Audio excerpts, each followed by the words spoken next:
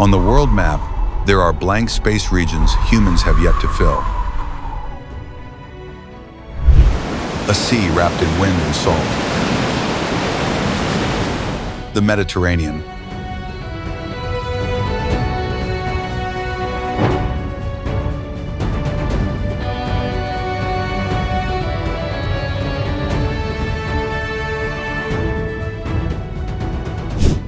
Not the one in textbooks, but the one of lost empires and buried secrets.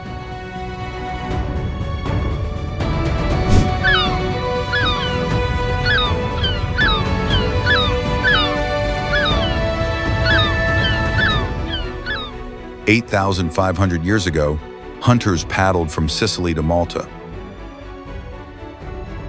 Minoans traded pots and script. Phoenicians sailed by stars, spreading the first alphabet.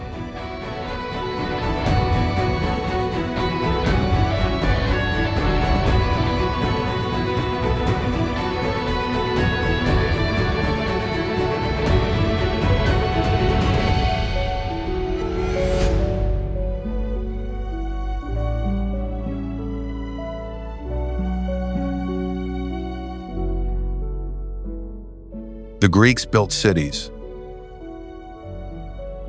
Rome took it all, Mare Nostrum.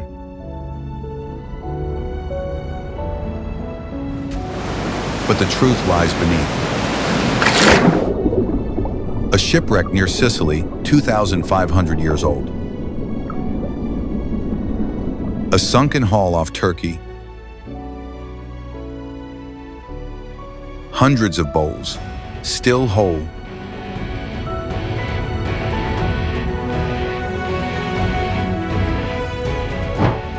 What if the sea vanished? What shattered Europe's first civilizations?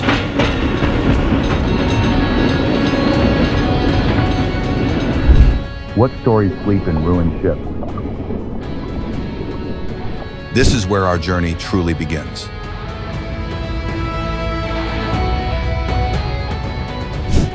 If this journey speaks to you, like, share, and subscribe to see what's next.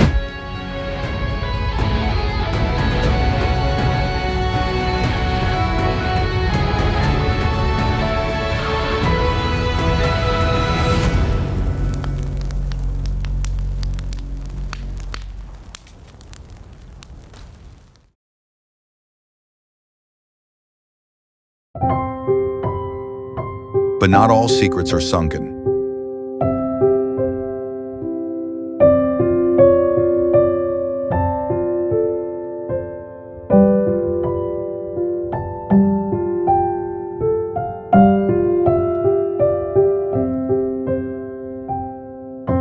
Some float.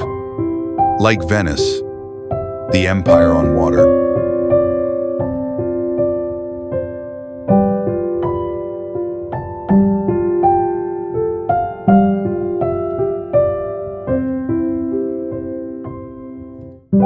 No walls, no armies, just sails and silence.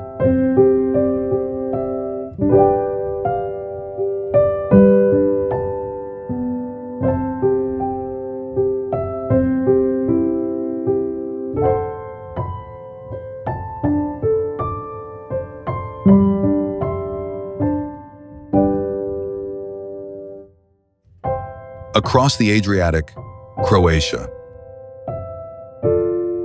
Stone fortresses, forgotten ports, and a coastline carved by war and wind.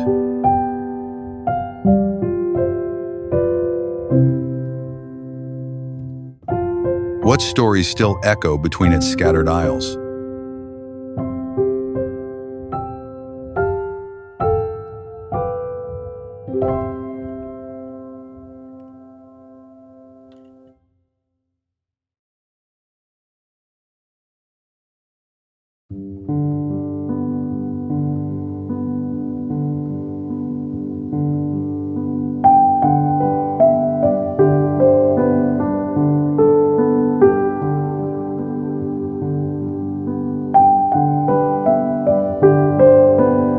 The emperor who walked away.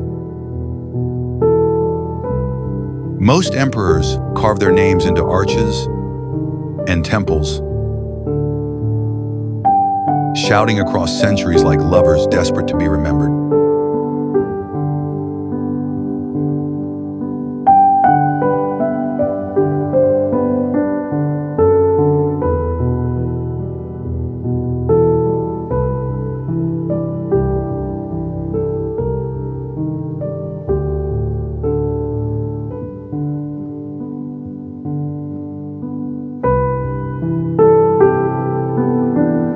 Diocletian, though, built his masterpiece not in Rome's clamor,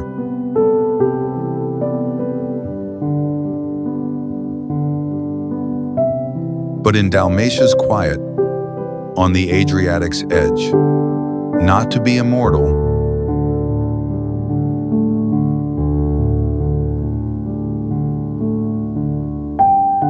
but to vanish into whispers of peace.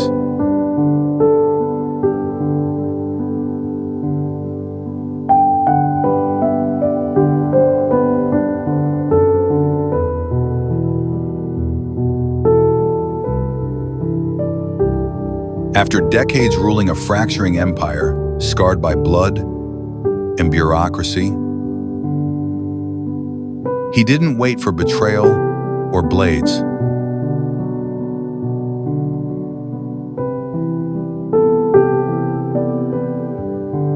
He resigned.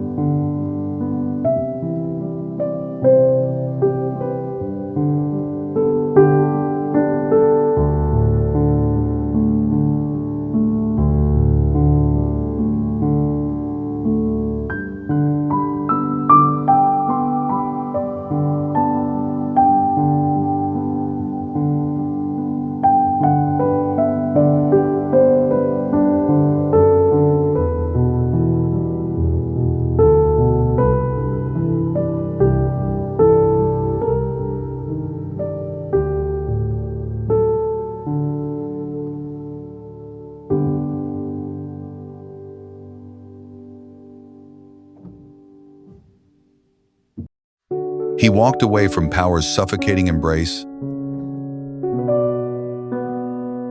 choosing silence over roars,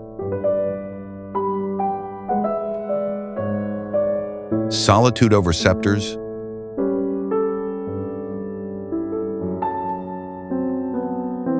humanity over godhood.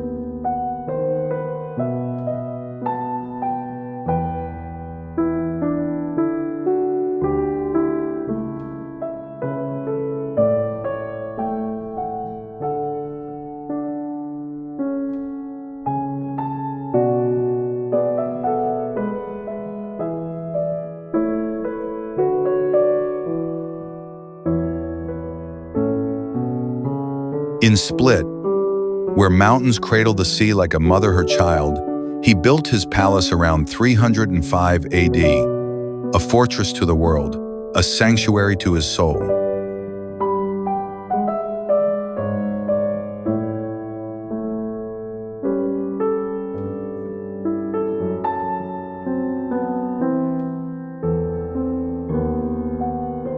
This massive complex, measuring roughly 705 by 590 feet, was designed as both a luxurious villa and a military camp,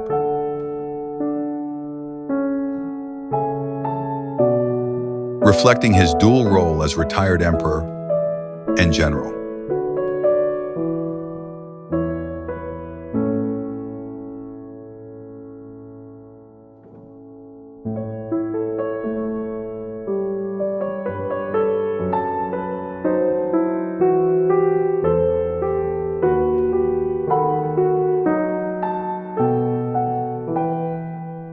Limestone and marble rose,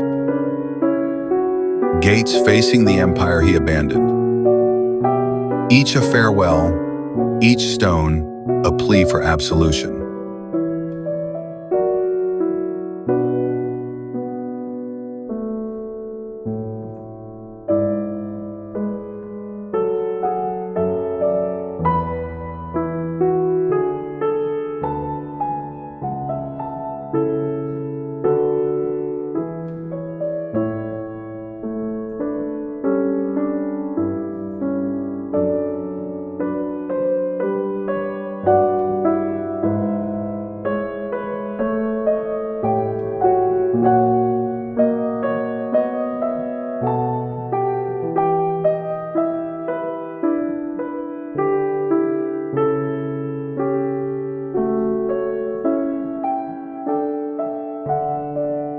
The Golden Gate gleams like dreams he left behind.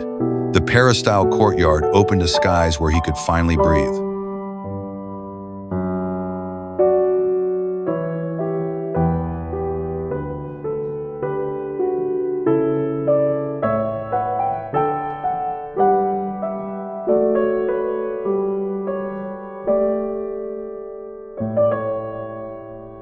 The Temple of Jupiter stands. The vestibule's dome arches over cellars now alive with markets and laughter, where imperial echoes have softened into life.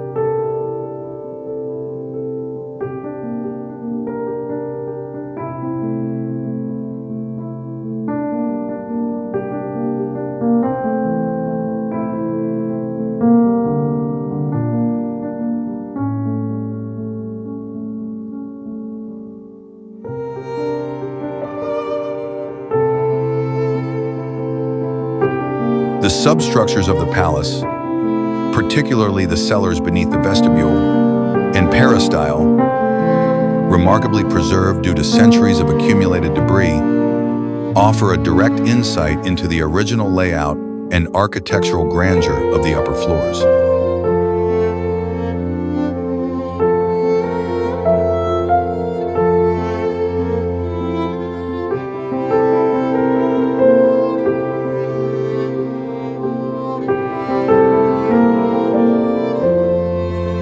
From Marjan Hill, the view explains his choice. Sea stretching to infinity, mountains guarding secrets.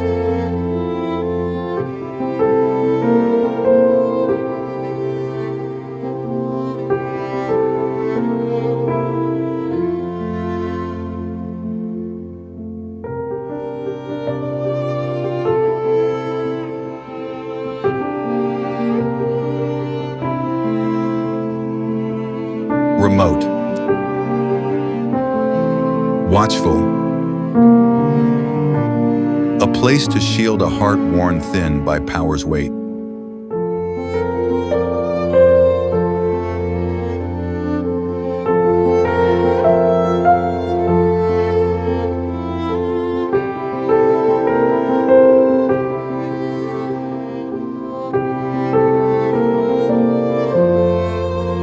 This was no stage for glory.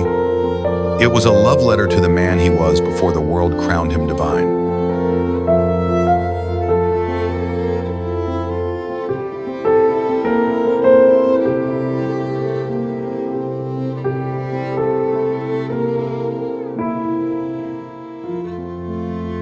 Gardens bloomed, colonnades whispered, and his mausoleum, now Split's Cathedral of St. Domnius, turned death into worship.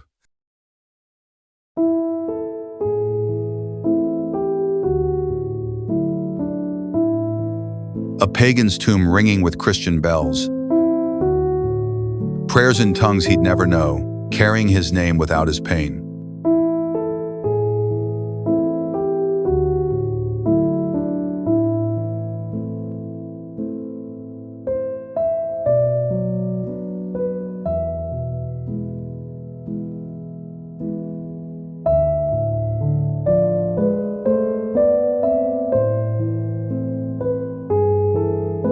The transformation of Diocletian's mausoleum into the Cathedral of St. Domnius in the 7th century is a profound historical irony.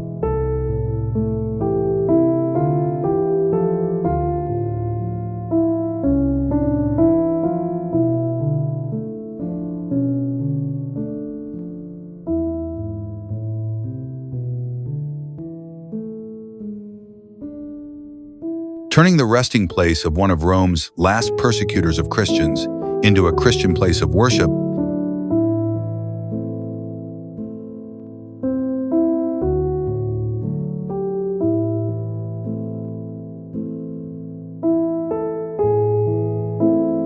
illustrating the enduring triumph of the faith he sought to suppress.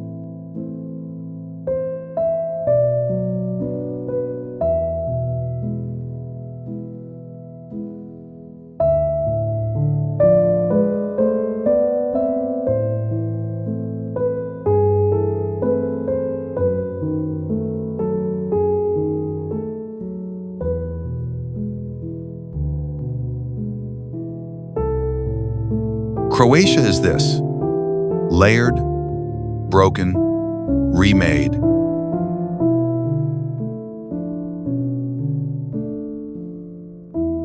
Like a heart that loves too fiercely, loses too much, yet beats with defiant hope.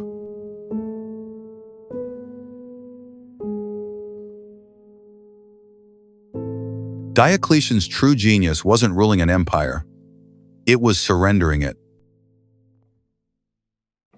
He built not for eternity, but for rest, not for glory, but for peace. His palace endures not as a monument to power, but as a refuge for weary souls, a mirror for those tired of playing gods.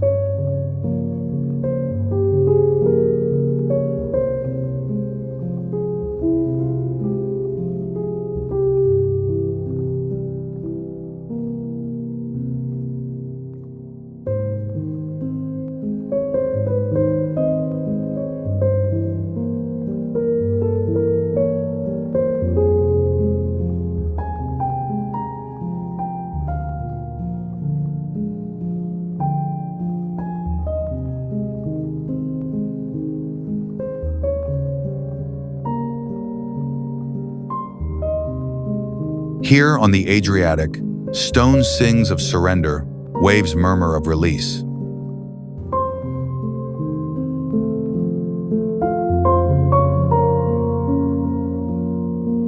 Diocletian teaches us the deepest truth.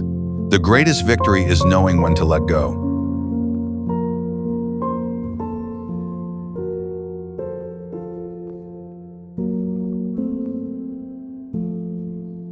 The most enduring palaces are built for silence, for the ache of coming home.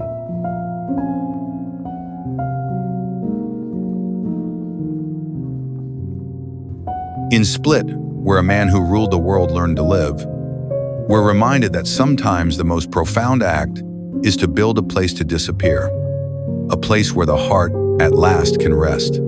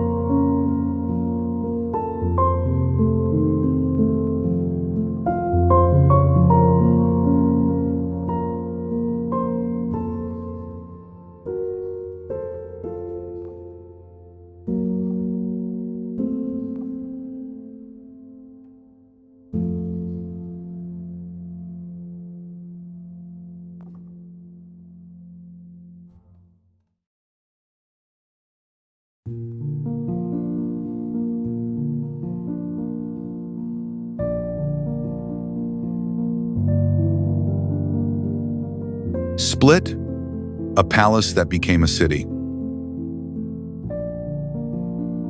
When Diocletian died, his palace should have just become a cold, quiet tomb for a heart too tired to keep going.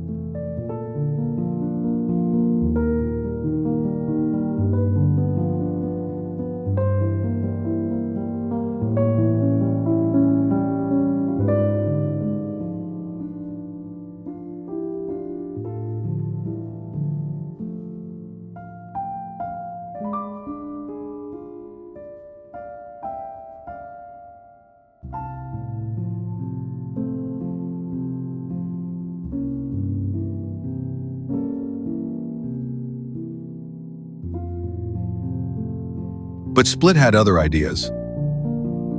It flat out refused to let love die.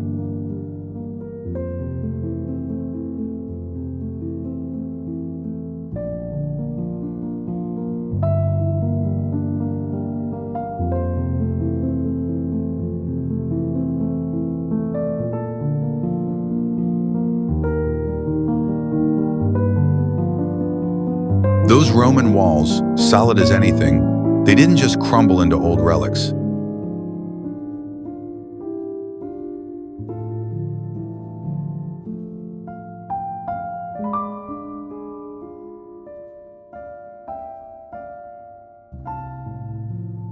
Nope, they hug life tight, just bursting with that stubborn hope.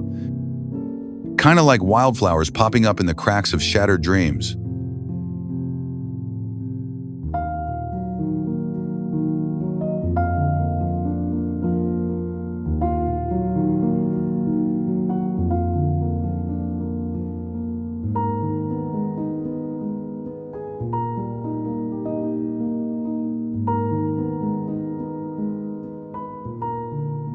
Walk through Split today, and seriously, you're not just walking through ruins. You're inside a living, breathing heart, a whole neighborhood knitted right into an emperor's old bones.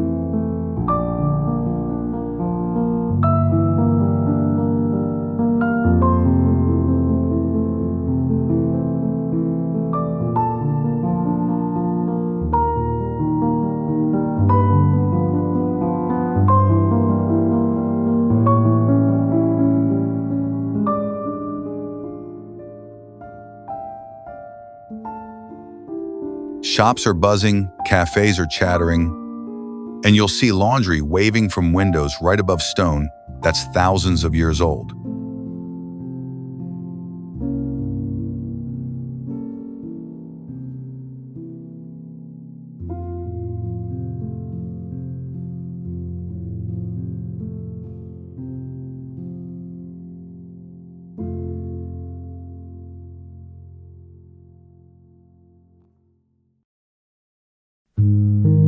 Kids are running around where Diocletian used to pace, and couples are sneaking kisses where senators probably cooked up schemes.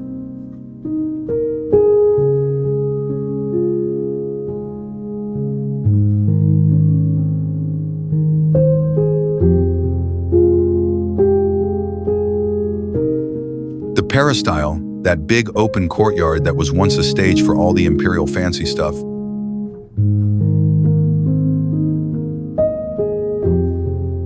now just echoes with laughter and violins playing at dusk.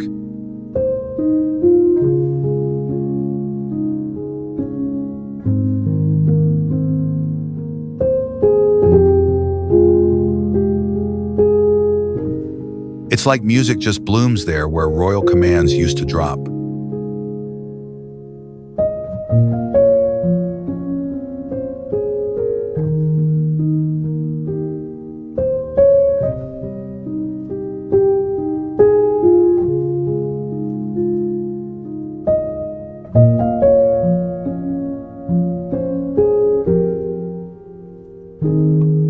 In that big hole in the ceiling of the vestibule,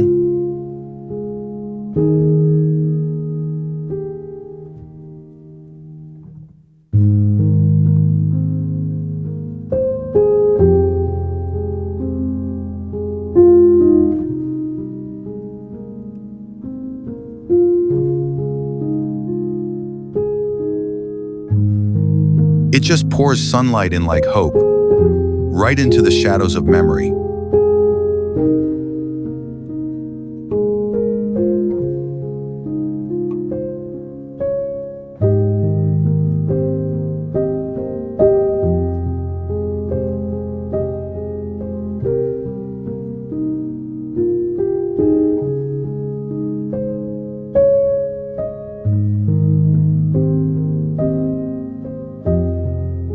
Time feels kind of stuck in this loop of stone and sky, like 1,700 years just forgot to happen.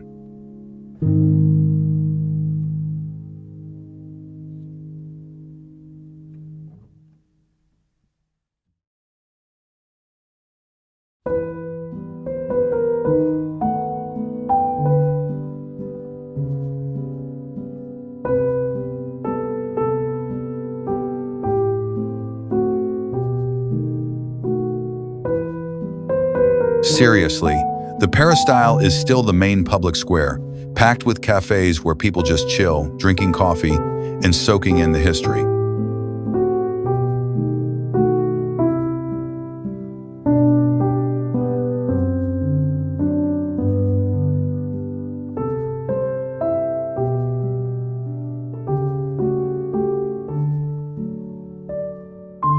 And down in those old basement halls, which are actually some of the best preserved parts of the palace, you'll find markets selling all sorts of local crafts and souvenirs.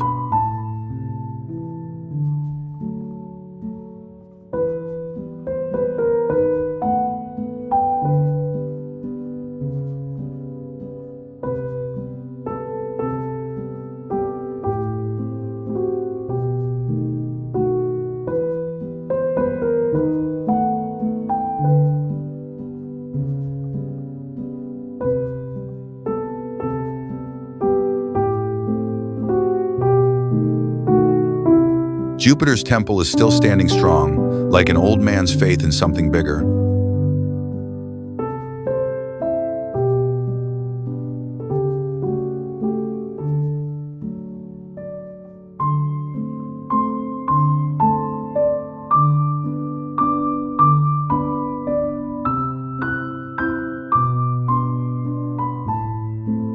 In Diocletian's mausoleum, which is now Split's Cathedral of St. Domnius, it's just wild how it turned a pagan emperor's tomb into a Christian church.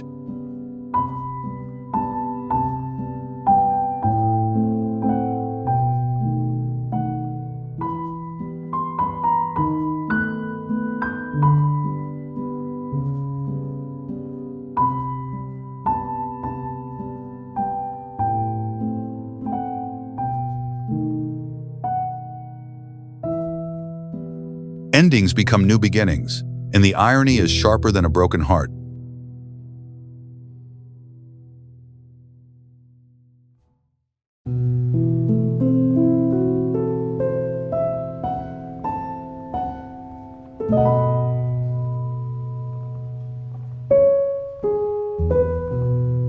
Down below, those basement halls are still echoing with vendors selling lavender and carved olive wood.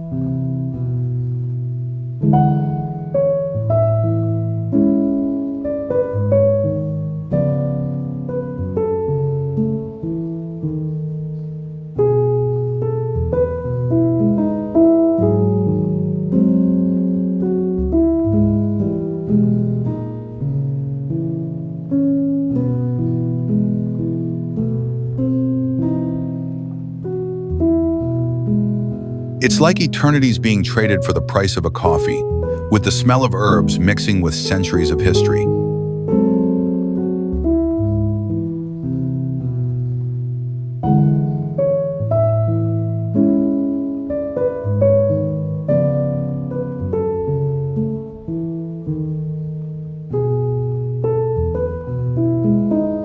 Out on the Riva Promenade, the sea just kind of strokes the stone. Gentle like a lover's touch, patient like a heart that knows how time works.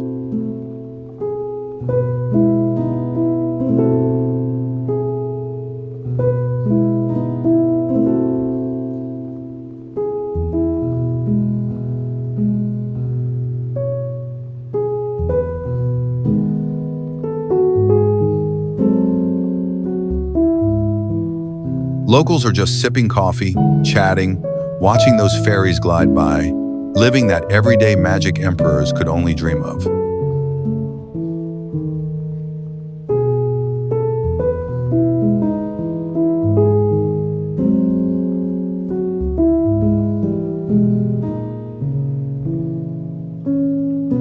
From Margin Hill, the whole of Split just opens up. Red roofs, the blue Adriatic, a city that's not just next to a palace, but inside it, making love right amidst the skeleton of power.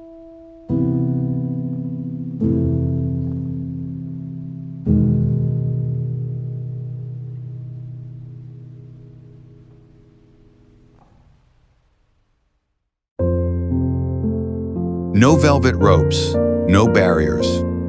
Past and present just blend together. The living are practically dancing with ghosts.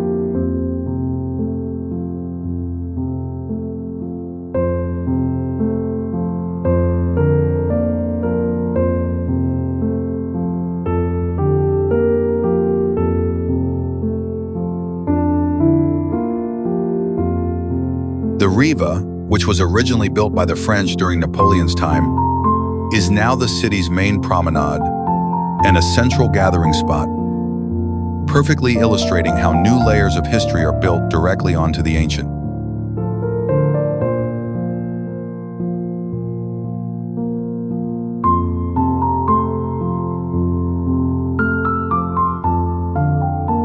Split doesn't just keep history locked up behind glass. It breathes it, loves it, even raises kids right there in its embrace. Other cities guard ruins like they're super fragile relics. Split just lets them live, lets the stones sing.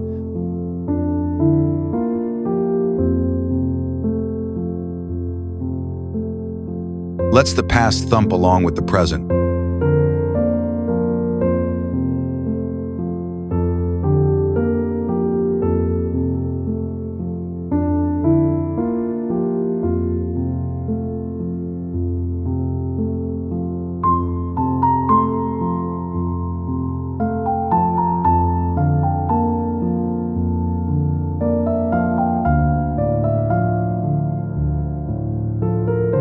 Its ruins just refuse to be ruins. They're homes, where every morning feels like a resurrection, every sunset's a love letter, and every heartbeat's a promise that beauty just outlasts time.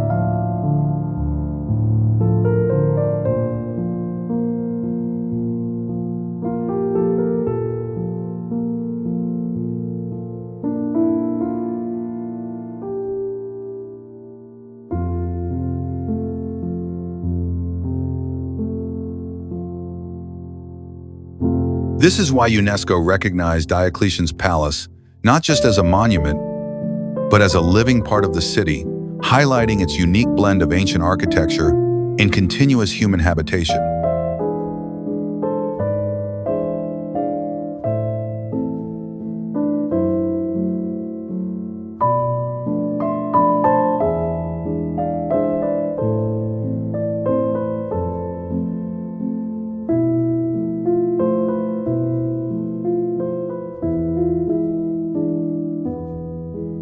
Split whispers a deeper truth.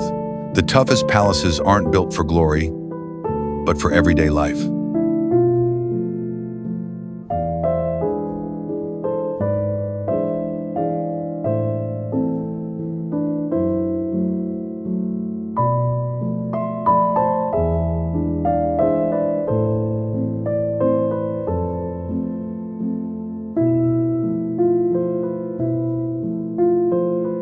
There where love proves stronger than death, where regular lived in an extraordinary way, just totally defy the silence of empires.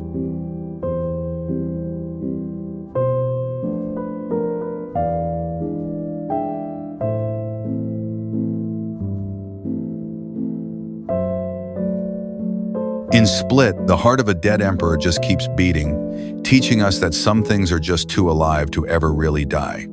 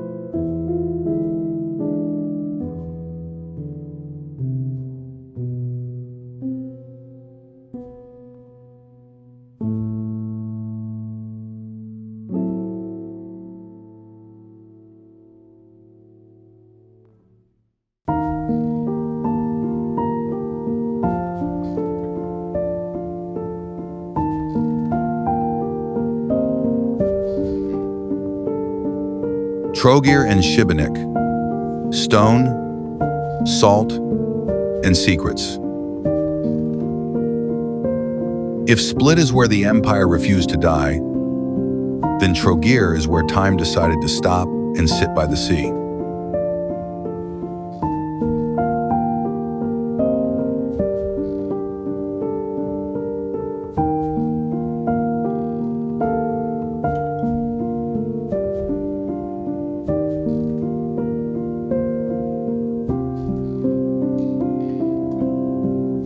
Just 30 minutes from Split, this tiny island town feels like a whisper, a place that never raised its voice, but still made you listen.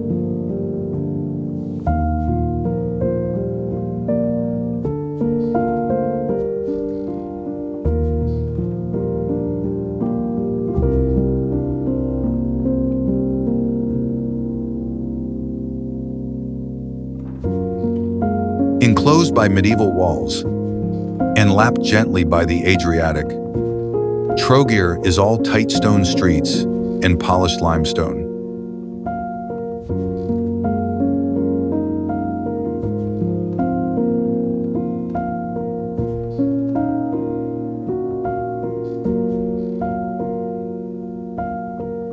It's quiet here. Almost too quiet, until you realize the silence is part of the magic.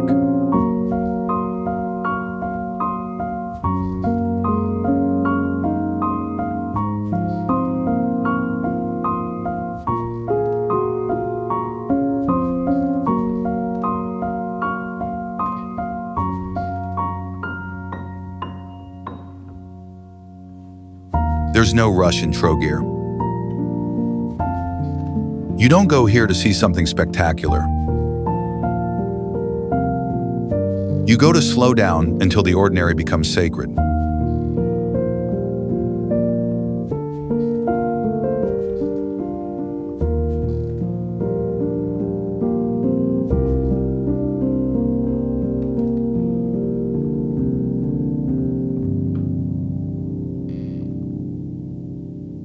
At the heart of it all stands St. Lawrence Cathedral with its iconic Radovan portal, carved in the 13th century with scenes of Adam and Eve, lions, saints, and beasts, as if someone tried to tell the entire story of mankind on a single doorway.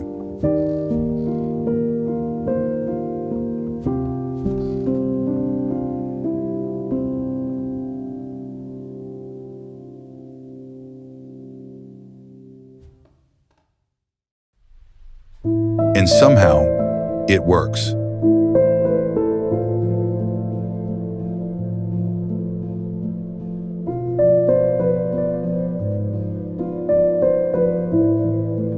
Climb the bell tower. The view isn't grand, just red roofs, white boats, blue water. But it stays with you.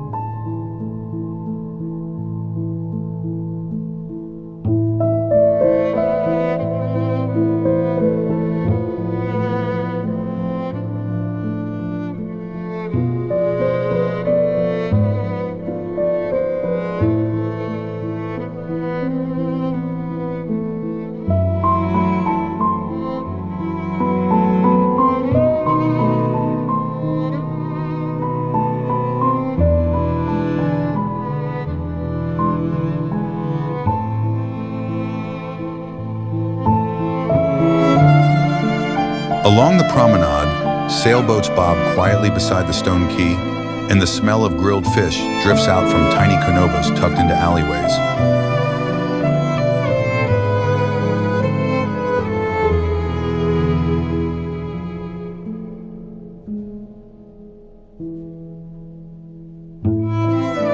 Everything feels hand-touched, human scale. No monument, no fanfare. Just history, softened by sea air.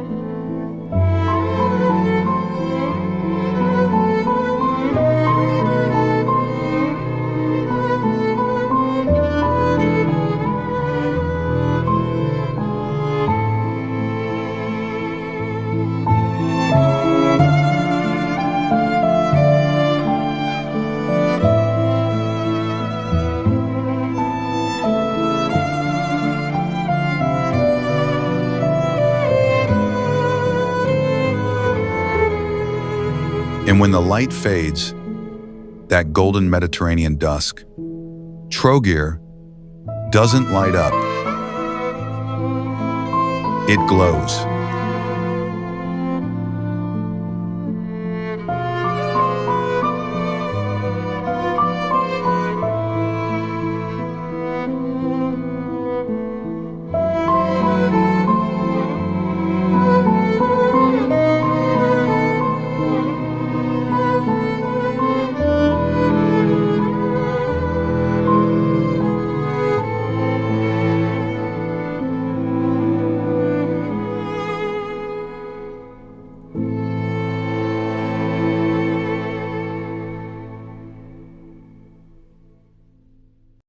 Then there's Šibenik,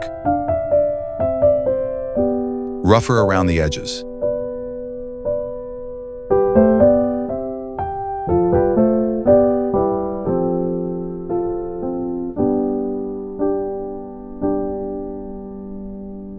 Quieter, darker, older in a different way.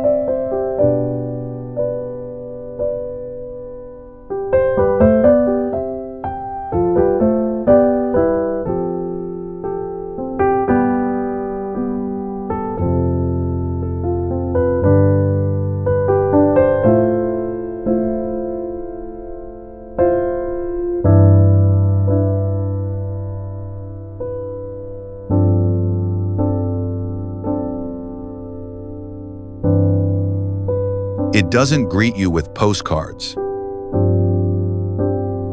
It makes you work a little. But once it lets you in, it doesn't let go.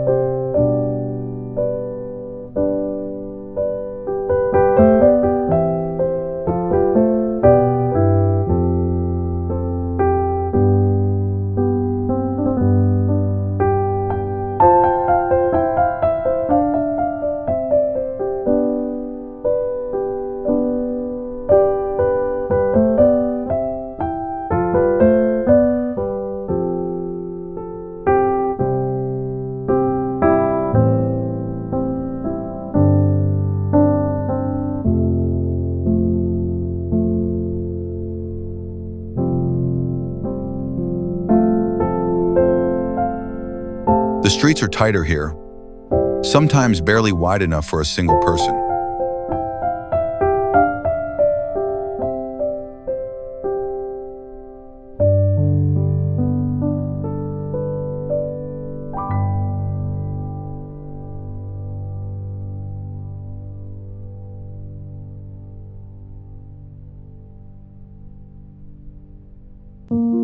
They twist. They climb. And just when you think you're lost, you stumble into a courtyard lit by candlelight, or an old man sitting with his radio, a cat curled around his ankle.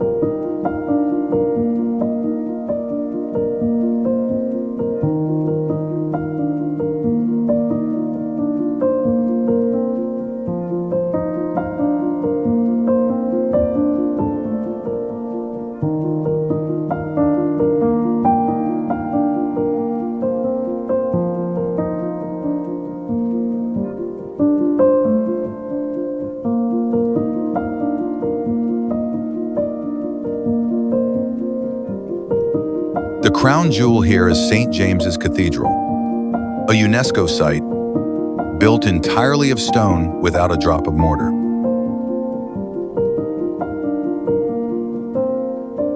Look closer, and you'll see 71 sculpted faces around the outer wall. Ordinary townspeople, frozen forever in stone. No saints. No emperors. Just real people. A stonemason's love letter to the ones history usually forgets.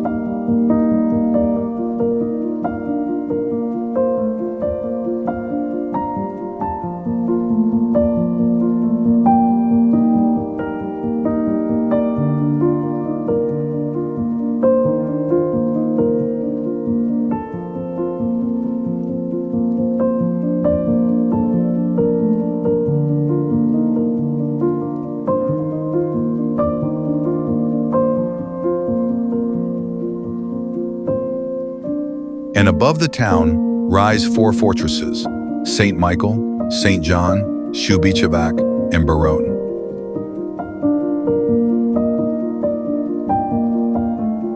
They were built to defend, but now they simply offer a view, a quiet surrender to beauty.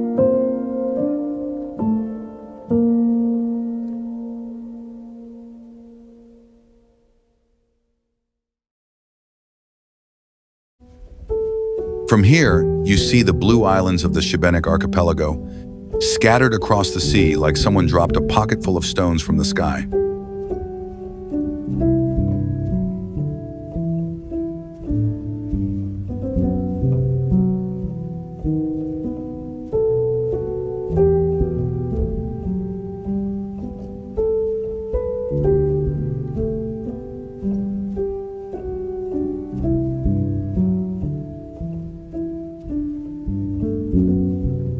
And just offshore lies St. Nicholas Fortress, guarding the channel like a sleeping lion. It once repelled Ottoman fleets.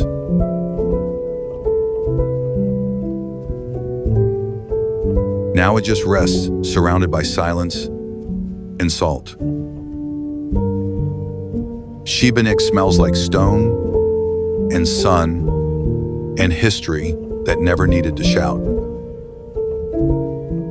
It's not trying to impress you. It just is.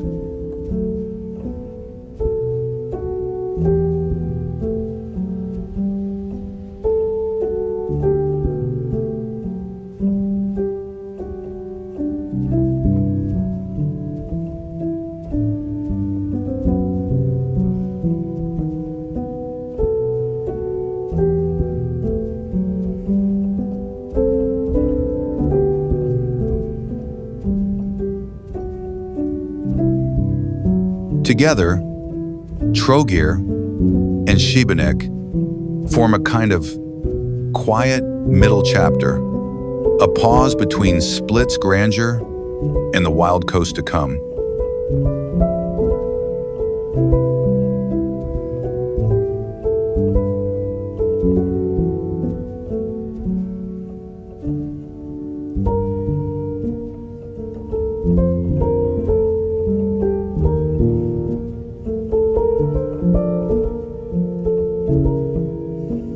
They're where Croatia hums low,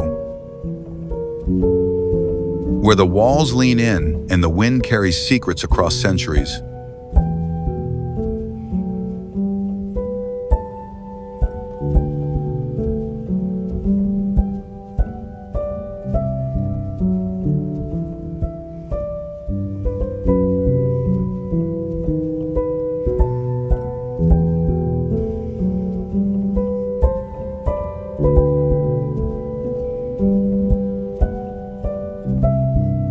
You don't leave these towns remembering facts.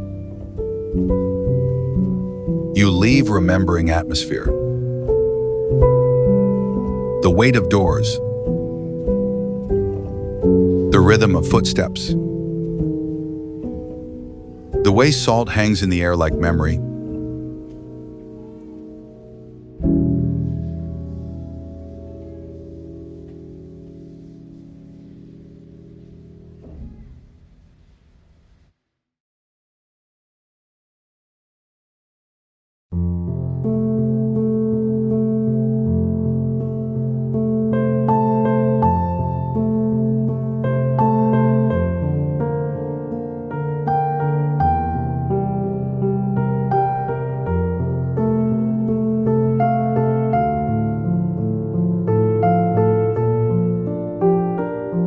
The wild north, Zadar to Rijeka.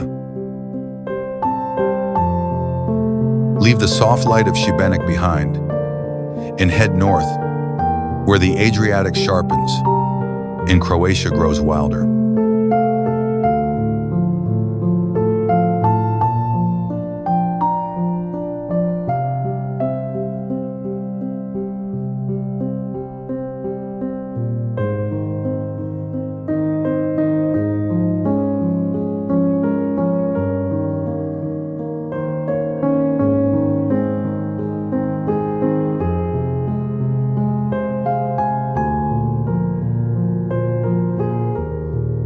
This is the coast less tamed, less sung about. But maybe that's exactly what makes it sing louder.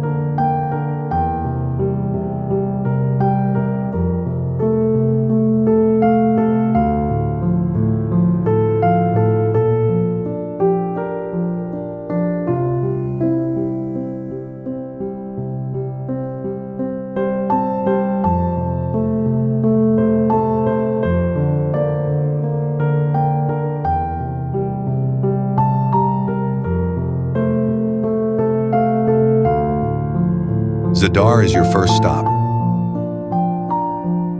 A city that looks west every night, not out of habit, but to listen.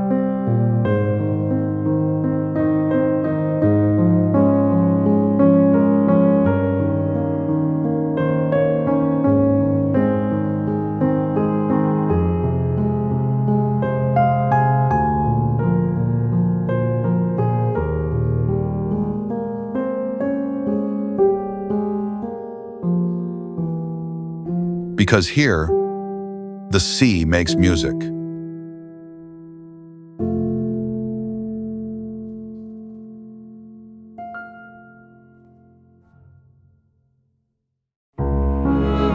Along the waterfront, you'll find the sea organ, an architectural instrument built right into the stone steps.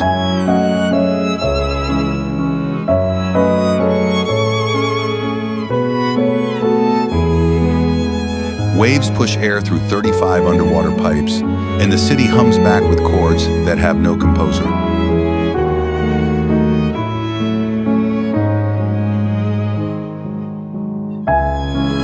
The sea plays itself.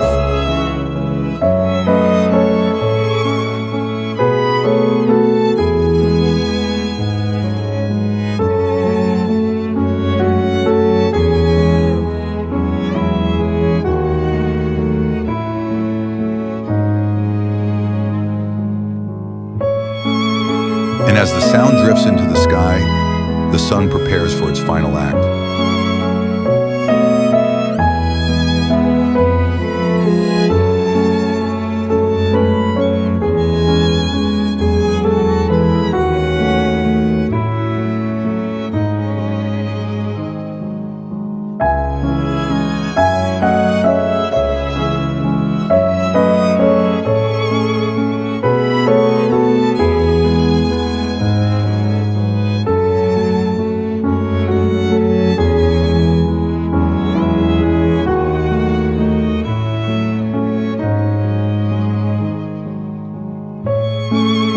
Just steps away, the greeting to the sun comes to life.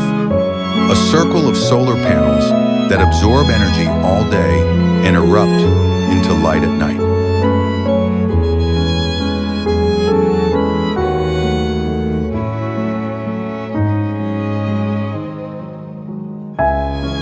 A modern halo.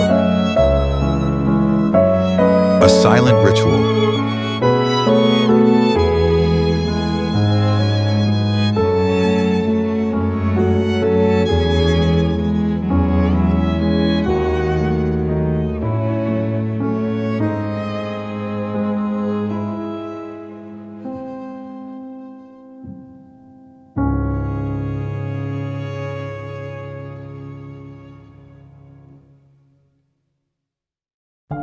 Zadar is full of contrast. A Roman forum stands next to a brutalist apartment block.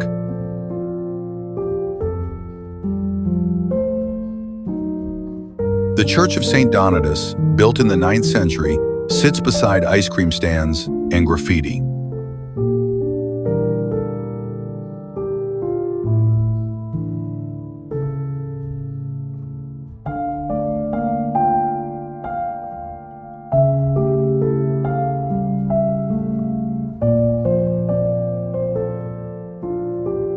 Nothing here tries to match. It just layers.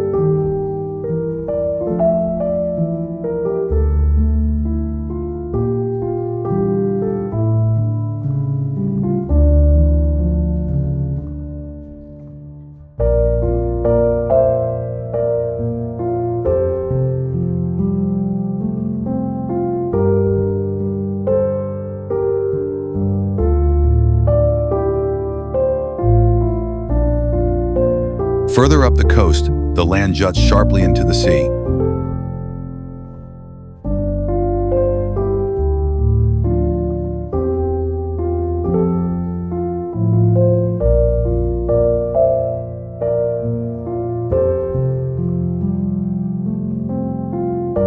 The air cools.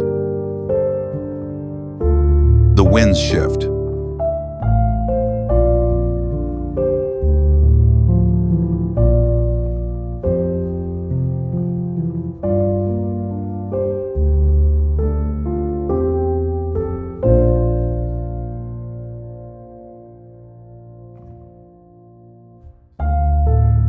This is where the Adriatic starts to remember the Alps.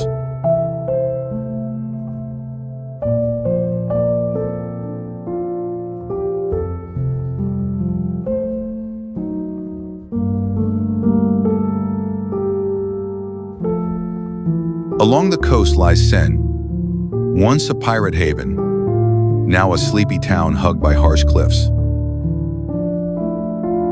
The Nehaj fortress, built by Uskoks to fight the Ottomans, still watches the sea, stone, and proud.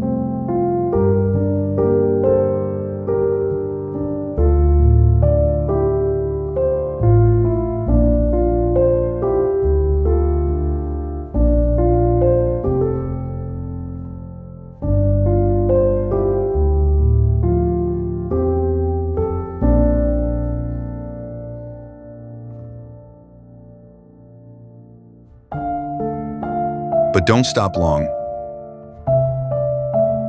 because the road gets stranger. The wild north has no patience for those who hesitate.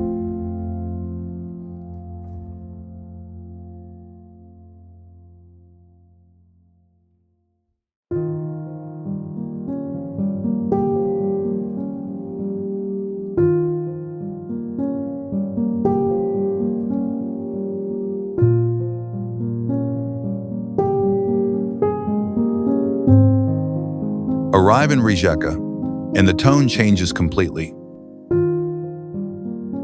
And weirdly magnetic.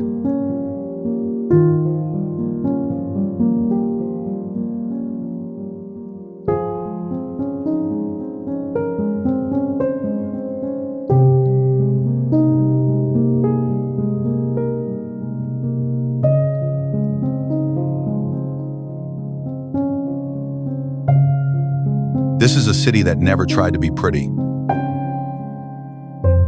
And because of that, it's fascinating.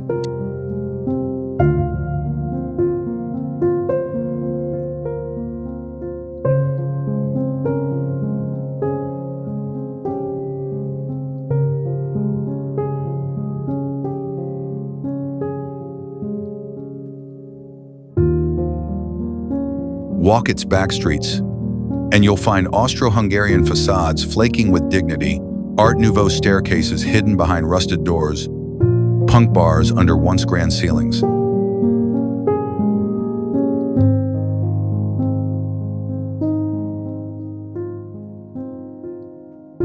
The Corso, Rijeka's main promenade, still pulses with life, but with a grittier rhythm.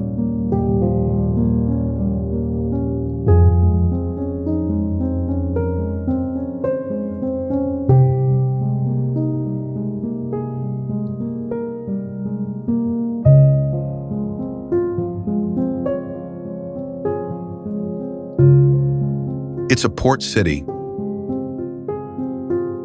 A city of workers, artists, drifters. The kind of place that holds its cards close, but has stories worth chasing.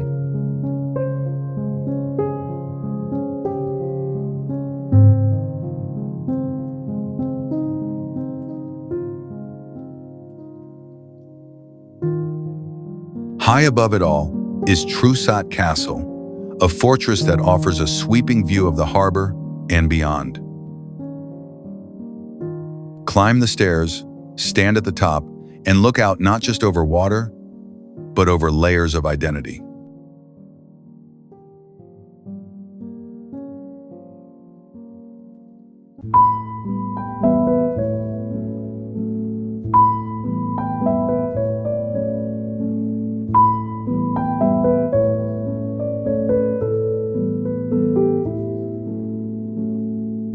Rijeka has been Croatian, Hungarian, Italian, Yugoslav.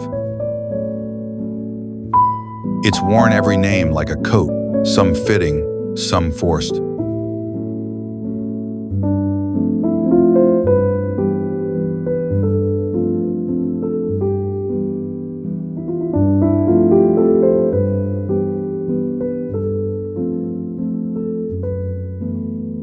But today, it just is.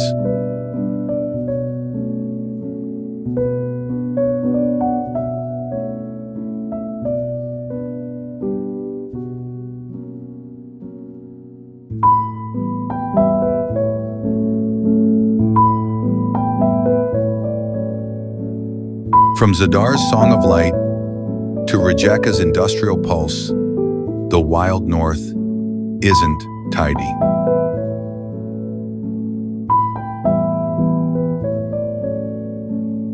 It doesn't line up like a postcard. It won't fit in a single sentence.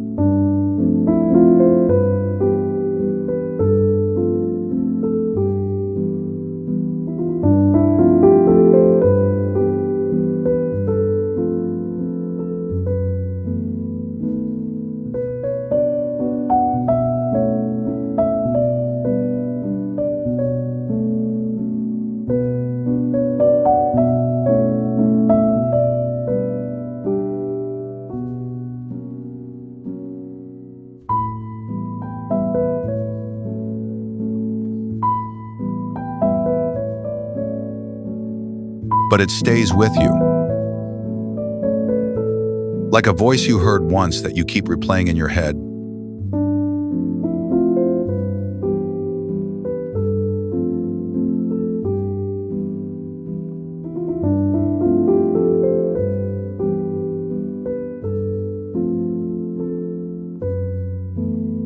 It's Croatia without makeup, but still completely beautiful.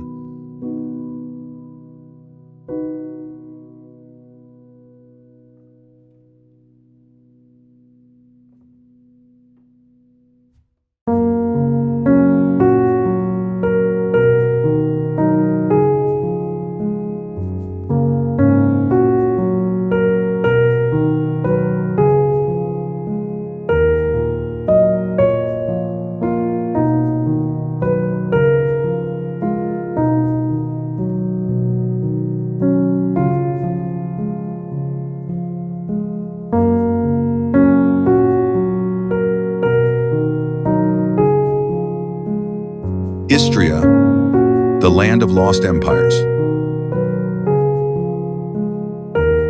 In Pula, beneath the shadow of the Roman amphitheater, the whispers of ancient gladiators still ride the wind.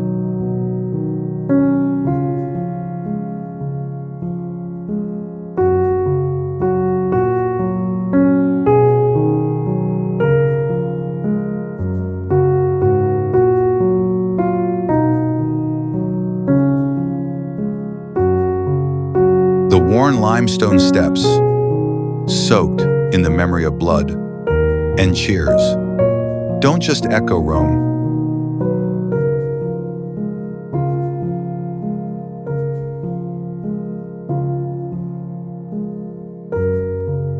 They carry the footprints of empires: Latin, Venetian, Austro-Hungarian.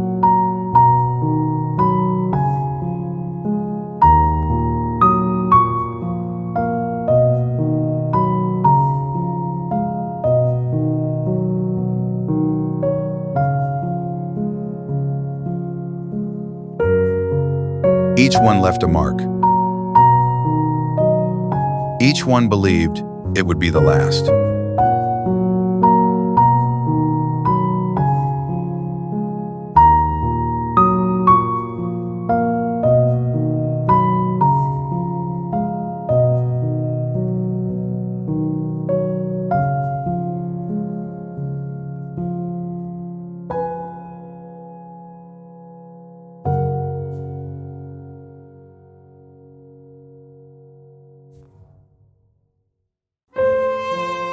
Further west, in Rovenge, The spirit of Venice clings to the sea.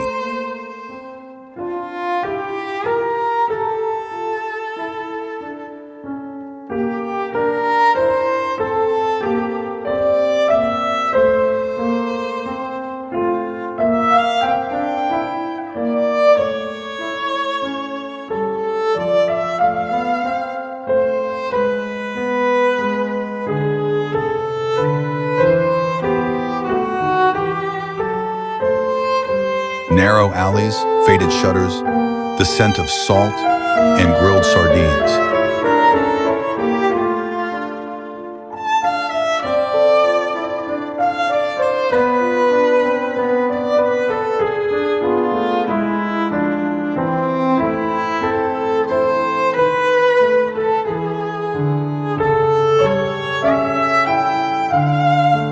Fishermen mend their nets like their ancestors did centuries ago, their backs bent under both time and tradition.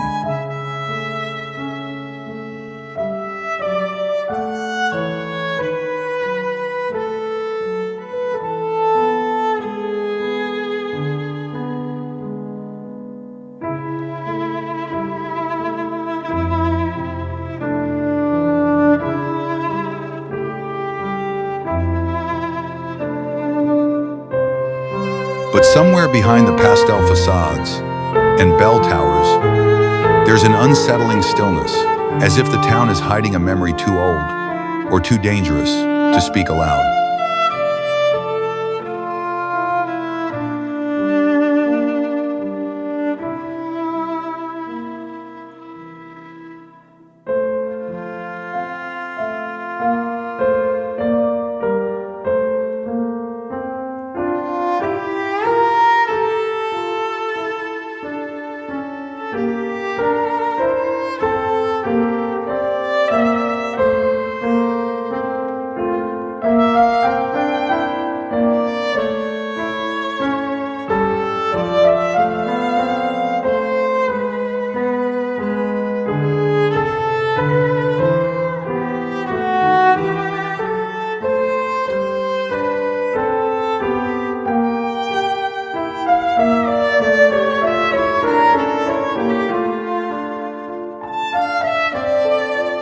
Then comes Motovun, a hilltop town wreathed in morning mist, watching the Mirna Valley like a sentinel of lost time.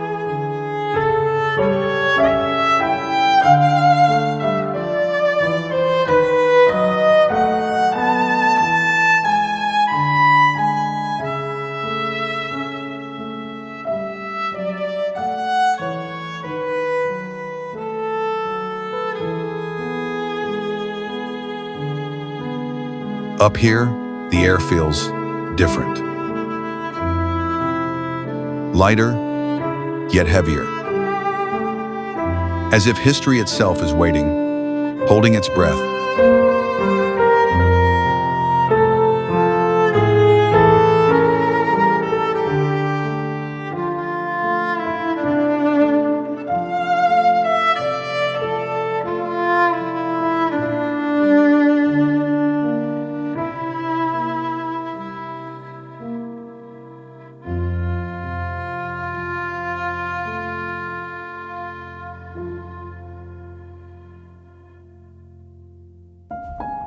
Just when we thought Istria had given up all its secrets, we found a door.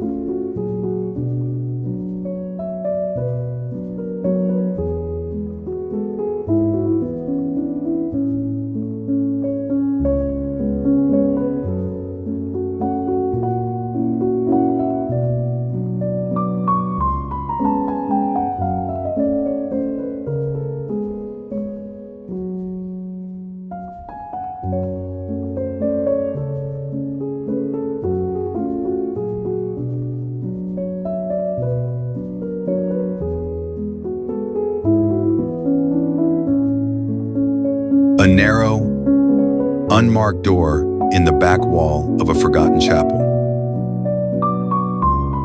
No name. No keyhole.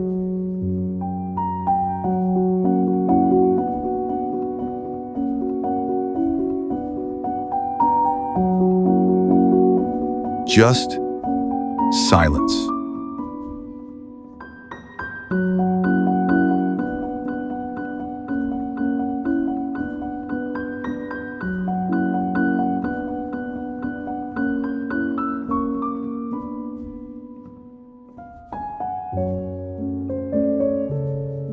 And behind it, something that was never meant to be found. Not on any map. Not in any book. And definitely not by us.